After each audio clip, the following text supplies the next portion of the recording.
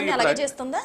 అంటే ఒక పార్టీ అని కాదు, ఈవెన్ బీజేపీ కానీ, కాంగ్రెస్ కానీ, బీఆర్ఎస్ కానీ, దేశంలో ఉన్న అన్ని పార్టీలు కూడా ఈ ఓట్ల రాజకీయాలల్లా కొంగ జపాలు చేస్తున్నాయి. వాస్తవంగా ఈ ప్రభుత్వాలు ఇప్పుడు సహోదరులు ఇద్దరు ఏం చెప్పారంటే రాష్ట్ర ప్రభుత్వాలకు కుల జనగణన చేసే అధికారం లేదని అన్నారు. కానీ కుల జనగణన చేసే అధికారం ఉంది. ఏ పద్ధతులు ఉందంటే ఆయా ఖర్చులు పెట్టుకొని ఆ ప్రభుత్వ ఖర్చులతోటి ఆ రాష్ట్రంలో వాళ్ళు అవలంబించేటువంటి అభివృద్ధి చేసేటువంటి సంక్షేమ పథకాలు ఏమైనా ఇంప్లిమెంట్ చేయదలుచుకున్నప్పుడు ఒక్కొక్క కులంలో ఒక్కొక్క వర్గంలో ఉన్నటువంటి వారి యొక్క స్థితిగతులను, సామాజిక స్థితిగతులను తెలుసుకోవడానికి చేయొచ్చు, దాంట్లో తప్పేం లేదు. కానీ ఇక్కడ అసలు విషయానికి వస్తే ఏంటంటే ఈ జనగణన వేరు, కులగణన వేరు. జనగణన అనేది ఏంటంటే ప్రతి 10 సంవత్సరాలకు ఒకసారి జరుగుతుంది. అట్లనే 1931లో కుల జనగణన కూడా చేశారు. అంటే జనగణనతో పాటు కుల జనగణన కూడా చేశారు. ఆ జనగణన చేసినప్పుడు దాన్ని ఏం డిస్క్లోజ్ చేయలేదు. అంటే ఆనాడు ఉన్నటువంటి పరిస్థితులల్లా ఏ కులాలు ఏ విధంగా ఉన్నాయి, వాళ్ళ యొక్క స్థితిగతులు ఏంది, ఆ కులాల యొక్క జనాభా ఏందని తేల్చడానికి 1931లో చేశారు. అదేవిధంగా 41లో చేశారు, 51లో చేశారు. 41లో చేయలేదు, 51లో చేశారు. 51లో చేసిన తర్వాత ప్రతి 10 సంవత్సరాలకు కుల జనగణన, ఒక్క నిమిషం, కుల జనగణన వేరు, జనగణన వేరు. కుల జనగణన అనేది 1931లో చేసింది. తర్వాత జనగణన అనేది ప్రతి 10 సంవత్సరాలకు చేసేది. లేదు చెప్తా అది కూడా. అయితే ప్రతి 10 సంవత్సరాలకు చేసేది.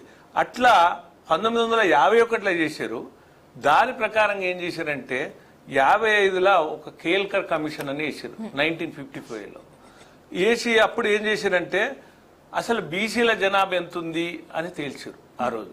అంటే 2399 కులాలుగా తేల్చారు ఆ రోజు. తర్వాత క్రమంలో ఏమైందంటే ఈ వర్గాల నుంచి వచ్చిన ఒత్తిడి మేరకు తర్వాత ఈ మండల్ కమిషన్ యొక్క పోరాటాలు ఇవన్నీ జరిగిన తర్వాత 1980 డిసెంబర్ 31న ఒక నివేదిక, ఆ రోజు కూడా ఒక నివేదిక ఇవ్వడం జరిగింది. అప్పుడు ఏం చేశారంటే 3743 కులాలు ఉన్నదని తేల్చారు బీసీ కులాలుగా. అట్లనే ఓసీ కులాలుగా, వివిధ కులాలుగా తెలుసు, మొత్తం 3743 కులాలుగా తేల్చారు. సరే, ఇక్కడ సమస్య ఏమొచ్చిందంటే ప్రతి 10 సంవత్సరాలకు చేయాల్సినటువంటి జనగణన మొన్న 2011లో చేసిన తర్వాత మన ఇటీవల కాలంలో 19-20లో కోవిడ్ పాండమిక్ సిచ్యువేషన్లో కేంద్ర ప్రభుత్వం చేయలేకపోయింది ఆ సిచ్యువేషన్. ఇది చేసేది ఎవరు? కేంద్ర ప్రభుత్వం. ఈ జనగణన అనేది వాళ్ళు జనగణనతో పాటు కుల జనగణన కూడా చేస్తారు. అంటే ప్రతి ఇంటికి పోయినప్పుడు వ్యక్తి పేరు అడుగుతారు, వ్యక్తులు ఉన్న కుటుంబం యొక్క వాళ్ళ యొక్క సంఖ్యను అడుగుతారు, అదేవిధంగా కులం పేరు కూడా అడుగుతారు. కానీ ఎక్కడ కూడా డిస్క్లోజ్ చేయరు. వీళ్ళు ఎందుకు చేస్తారంటే కేంద్రంలో కానీ రాష్ట్రంలో కానీ ఈ జనాభా తగ్గట్టు మనం అమలు చేయాల్సినటువంటి పథకాలు, అభివృద్ధి, సంక్షేమం, తర్వాత వాళ్ళకు కావాల్సినటువంటి వాటిని ఇవన్నీ ప్రణాళికాబద్ధంగా తయారు చేయడానికి వాళ్ళు నిర్దిష్టంగా ఒక తేల్చుకోవడానికి ఇది కేంద్ర ప్రభుత్వం చేపట్టే చర్య. అయితే ఆ ధర్మిలో ఏమైందంటే రాజకీయ పార్టీలు ఏం చేస్తాయంటే ఓట్ల కొరకు ఈ కులాల జపం ఎంత బాధాకరం అంటే చూడండి, అంబేద్కర్ 76 సంవత్సరాలు స్వతంత్రం వచ్చిన తర్వాత అంబేద్కర్ గారు కులరహిత సమాజం నిర్మించాలన్నాడు. మరి ఈరోజు కులాల గురించి మనం మాట్లాడుకుంటాం అంటే ఆయన ఆశ ఏముంది? కులతత్వాలు పోవాలి, సమానత్వం రావాలి. అప్పుడే సమానత్వం వచ్చినప్పుడే అందరూ సమగ్రంగా అభివృద్ధి పదంలో పోతారనేటువంటి అంబేద్కర్ ఆశయం. కానీ ఈనాడు ఒక రాజకీయ పార్టీని చూసి ఇంకొక రాజకీయ పార్టీ పోటీవాడి చేస్తున్నాయి. అయితే ఇక్కడ ఇప్పుడు వైష్ణవ్ గారు చెప్పారు, కేంద్ర మంత్రి, నిజమే వారు చెప్పిన దాంట్లో వాస్తవం లేదు, ఒప్పుకోవాల్సిందే. ఎందుకు అంటే అసలు ఆయన చెప్పింది ఒప్పుకుంటే మీరు సరిగా చేయలేదని కూడా ఒప్పుకోవాలి. అది కూడా కాదు, సరిగా చేయలేదు, ట్రాన్స్పరెన్సీ లేదని కూడా లేదు, అది కాదు. ఇక్కడ సమస్య ఏంటంటే నువ్వు కుల జనగణన ఎందుకు చేస్తున్నావు నిర్దిష్టంగా చెప్పాలి. కుల జనగణన అంటూ చేస్తే దానికి ఒక డెడికేషన్ కమిషన్ వేయాలి. ఆ ఆ డెడికేషన్ కమిషన్ వేసి సమగ్రంగా వాళ్ళు ఏం చేయాలంటే పారామీటర్స్ ఉంటాయి, వాళ్ళు పారామీటర్స్ ఫాలో కావాలి. ఇప్పుడు ఏమైనా కానీ అసలు జనగణనతో పాటు కుల జనగణన అని చేస్తున్నాయి రాజకీయ పార్టీలు. ఈ కుల జనగణన ఎందుకు చేస్తున్నాయి ఏ రాజకీయ పార్టీ అన్న చెప్తుందా? మీరు చెప్పండి. నా కాంగ్రెస్ చెప్తలేదు. నేనంటే వాస్తవాలు మాట్లాడుకుందాం ఇక్కడ. ఎందుకంటే ఈ కులాల చిచ్చు, కులాల యొక్క ఈ వైషమ్యాలు అనేది ఈ సమాజ హితానికి పనికిరాదనే ఉద్దేశంతో నేను మాట్లాడుతున్నా. అసలు ఈ కుల జనగణన ఎందుకు చేస్తున్నాం చెప్పాలి కదా. ప్రభుత్వాలు ఇప్పటి వరకు ఏ ప్రభుత్వం అన్నా కానీ మేము దీని కొరకు చేస్తున్నామని అంటారు. చెప్పాలి కదా, చెప్పట్లేదు. కానీ ఒకవేళ కేంద్ర ప్రభుత్వం చేయదలుచుకున్నప్పుడు ఇప్పుడు ఏం చేస్తుందంటే, సరే ఈ రాష్ట్రాలలో ఇప్పుడు తెలంగాణ అనుకో, కర్ణాటక అనుకో, బీహార్ అనుకో, ఈ రాష్ట్రాలలో కుల జనగణన జరిగింది. అయితే ఈ కుల జనగణన కూడా ఏంటంటే కొన్ని వర్గాలను మెప్పియడానికి చేసినటువంటి జనగణన. ఈ ఎట్లా ఇప్పుడు మీరు అసలు కుల జనగణన అనేది దేనికి అంటే ఈ సరే దేనికో మీరు చెప్పండి. రాష్ట్ర ప్రభుత్వం చేసింది, ఎందుకు చేసింది? అదే కదా. ఇప్పుడు రాజకీయ పార్టీలు ఏం చెప్తున్నాయి, మీ జనాభా ఎంత దమాషా ఉంటే జనాభా ప్రకారంగా రిజర్వేషన్ అంటున్నారు. మరి ఆ లెక్కలు సరిగా అసలు అది రాజ్యాంగం 10% తక్కువగా చూపించారని బీసీ నేతలు అడుగుతున్నారు కదా. వాళ్ళు తక్కువ చూపించడం అనేది తప్పు, కానీ అసలు రాజ్యాంగం అనేది నీకు రిజర్వేషన్లకు రాజ్యాంగం అనేది ఒప్పుకోదు.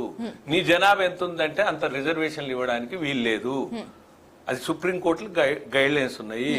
1992 ఇందిరా సాహ్ని కేసులో అదే తీర్పు ఇవ్వడం జరిగింది. ఏదైతే అర్హులైనటువంటి వాళ్ళకి ఈ రిజర్వేషన్ మీరు ఏ ప్రాతిపదికన 42% ఇస్తున్నారు చెప్పండి.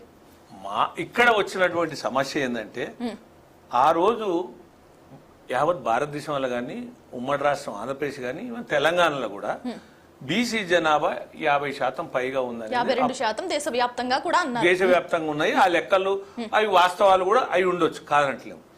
కానీ రాజకీయంగా ఆ రోజు మాట్లాడినది ఏంటంటే, కామారెడ్డి డిక్లరేషన్లో రాహుల్ గాంధీ ఒక హామీ ఇచ్చాడు, ఎన్నికల హామీలో ఇచ్చాడు.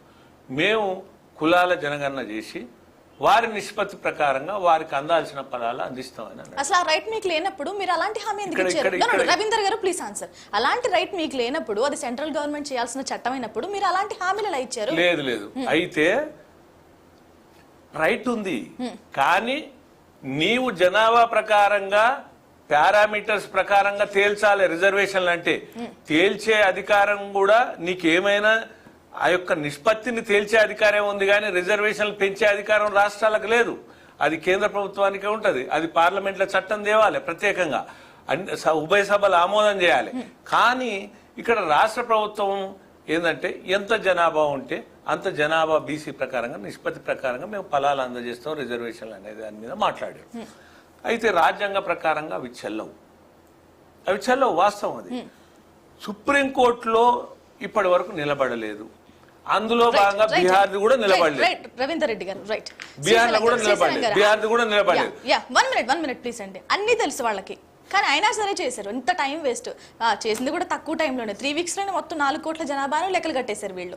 సో ఎందుకంటారు అంత టైం వేస్ట్ చేసింది ప్రభుత్వం? బీఆర్ఎస్